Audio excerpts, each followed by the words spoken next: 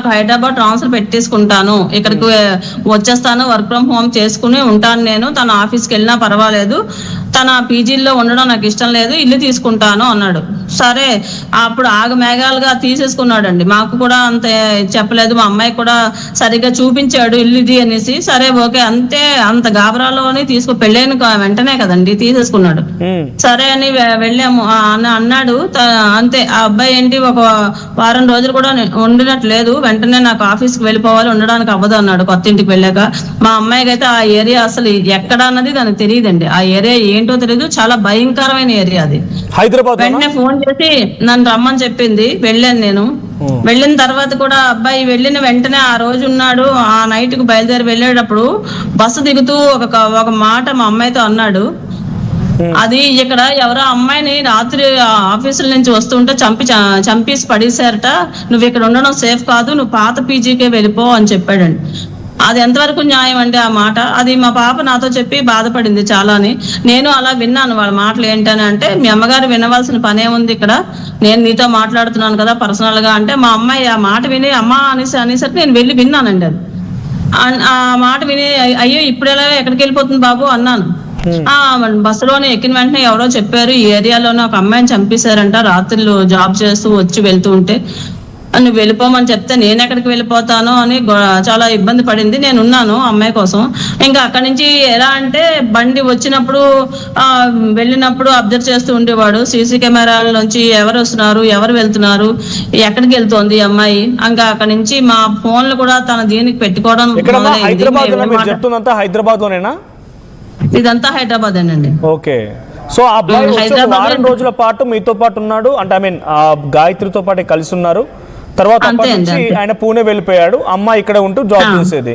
తర్వాత మళ్ళీ గురుగ్రామ్ మళ్ళీ అమ్మాయిని ఇంకో పీజీకి మార్చామండి. నేను అన్నాళ్ళు ఉంటానండి, ఈయన ఇక్కడ వదిలేసి 60 ఏళ్ళ మనిషిని ఇక్కడ ఉంచుకుని నేను అమ్మాయి దగ్గర ఉండలేను కదా, అది ఆ అబ్బాయికి కూడా తెలుసు. అయిపోయింది మీడియా. చెప్పండి పర్లేదు. ఆ అమ్మాయికి తెలుసు కదండి, తండ్రి వాళ్ళ నాన్నగారి దగ్గరికి ఉండాలి, అది దానికి కూడా కొంచెం భయము. అమ్మమ్మ నేనైతే పీజీకి వెళ్ళిపోతాను, ఇక్కడ ఉండను, నాకు ఏరియా అంటే చాలా భయము, నువ్వు వెళ్ళిపోయిన తర్వాత నేను ఒక్కతనే అయితే ఉండను అని చెప్పింది. తనకి మళ్ళీ పీజీ వెతికారు వాళ్ళ నాన్నగారు వచ్చి. అది వాళ్ళ నాన్నగారు వెతికి చూసి మంచి దగ్గరే మళ్ళీ దించారు, పాత దీని దగ్గరే మళ్ళీ చూసుకున్నారు ఇద్దరుని. అందులో దించేసి మేము వైజాగ్ వచ్చేసామండి. ఆ అబ్బాయి కూడా వెళ్ళిపోయాడు. ఇంకా వెళ్ళిపోయిన దగ్గర నుంచి ఆ పీజీకి వెళ్ళిన తర్వాత ఎవరు నీకు వీడియో కాల్, నీ పక్కన ఎవరు పడుకున్నారు, నీ కిందనే ఎవరు పెట్టారు, చెప్పులు ఎవరు ఉన్నాయి, అన్ని వీడియో కాల్ చేసి చూపించమని చెప్పేవాడంట. ఇలాంటివన్నీ జరుగుతూ ఉంటాయి. అంటే తను దూరంగా ఉన్నాడు కదా అనే ఆలోచనతోనే మా పాపకి చెప్పడం జరిగింది. పోనీ తప్పు లేదులే అమ్మా, అలాగే ఏముందిలే అనేసి చెప్పేదాన్ని నేను, అలాంటివి తప్పు పట్టుకోకని.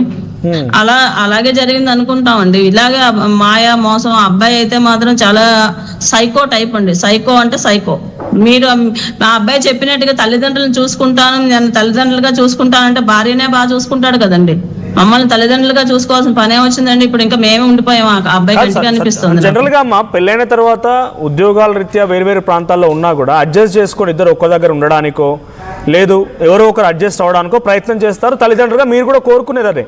కానీ పెళ్ళయి నవంబర్ మాసంలో పెళ్ళైందని అంటే ఇప్పుడు ఈ సంఘటన జరిగింది జూన్ 14న. ఇంకా నువ్వేం మారావు అనేసి మా పాపని అన్నాడంట. అంతా ఇక్కడ నుంచి మీరు జాగ్రత్తగా ఉండాలి ఇద్దరు అంటే, నువ్వేం మారావు అనేదో ర్యాష్ గా మాట్లాడాడమ్మా మళ్ళీ అంది. సర్దుకోండి అని చెప్పేసాము మేము. వాళ్ళ నాన్నగారు ఇద్దరు కలిసి ఢిల్లీలో ఉండడానికి సిద్ధపడ్డా, ఢిల్లీకి వచ్చేసారు అయితే? అవునండి, అవును. ఓకే, ఇప్పుడు ఈ ట్రిప్ స్టార్ట్ అయింది ఢిల్లీ నుంచి. ఓకే, ఏంటమ్మా వాళ్ళ ప్లాన్ ఏంటి? ట్రిప్ ప్లాన్ ఏంటి? ఎలా తిరగాలి అని మీకు ఐడియా చెప్పుంటారు కదమ్మా. ఇక్కడికి వెళ్ళాలనుకుంటున్నాం రిషికేష్కి, ఆ తర్వాత ఇటు కేదార్నాథ్, లేకపోతే ఇంకేదో వెళ్ళాలనుకుంటున్నాం అని చెప్పే ఉంటారు కదా. వాళ్ళ ప్లాన్ ఏంటి? అవునండి, మాకు నాకేంటంటే మా పాప 1 వీక్ బిఫోర్ లో చెప్పిందండి. ఏమంది అమ్మ, మేము రిషికేష్ హరిద్వార్ వెళ్దాం అనుకుంటున్నాం, మొత్తం 4 వెళ్దాం అనుకుంటున్నాం, ప్లాన్ చేసుకున్నాం అని చెప్పింది. ఓకే, నేను సరదాగా అన్నాను, మేము లేకుండా వెళ్ళిపోతున్నారు, మేము కూడా వద్దాం కదా అన్నాను. అనేసరికల్లానే లేదులే అనేసి పెట్టేసింది. ఆ అబ్బాయి ఉండుంటాడు పక్కనే, మేము పెట్టేసింది ఫోను. తర్వాత 2 రోజులు పోయిన తర్వాత అమ్మ వాళ్ళు ఎవరు రారు, నేను తనే వెళ్తున్నాం అంది.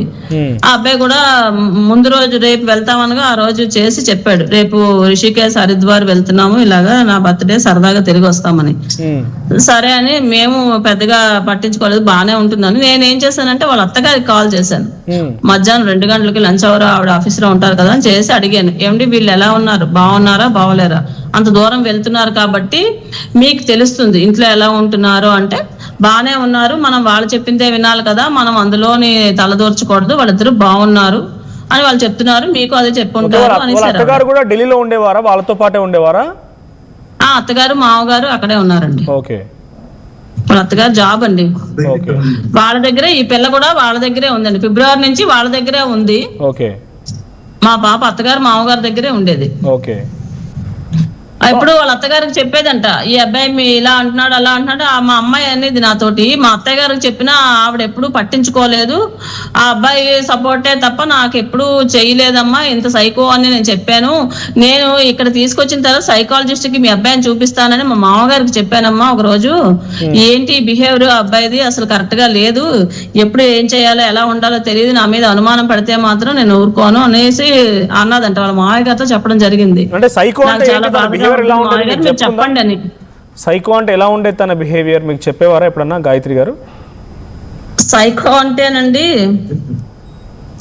చాలా చెప్తూ ఉండేదండి. ఈ అంటే నేను చెప్పకూడనివి, వాళ్ళ భార్యాభర్తల మధ్యలో ఉండే సంఘర్షణలు అవి నేను మనం చెప్పకూడదు, కానీ చెప్పాలి కదండి. ఇప్పుడు నైట్ టైం భార్యాభర్తలు ఒక ఏకాంత రూమ్ లో ఉండేటప్పుడు ఎలా ఉంటుందండి, అది కొంచెం చాలా డిఫరెంట్ గా ఉండేవాడంట ఆ అబ్బాయి తనతోటి. ఏదో ఏదో మాట్లాడుతూ ఉండేవాడంట, మనసుకి నచ్చని మాట్లాడి బాధ పెడుతూ ఉండేవాడంట చాలానే. చాలా అంటే అదే నైట్ 9 గంటల నుంచి ఉదయం 6-7 గంటల వరకు ఆ అబ్బాయి జాస్ ఒకటే అదే దీని మీద ఉండేవాడంట. నేను ఆడపిల్లను కదా, అంతలాగా నన్ను బాధ పెడితే నాకు మాత్రం చాలా ఎనర్జీ గట్రా ఉండాలి కదా అని మా అమ్మాయి ఒక రోజు చెప్పడం జరిగింది నాకు.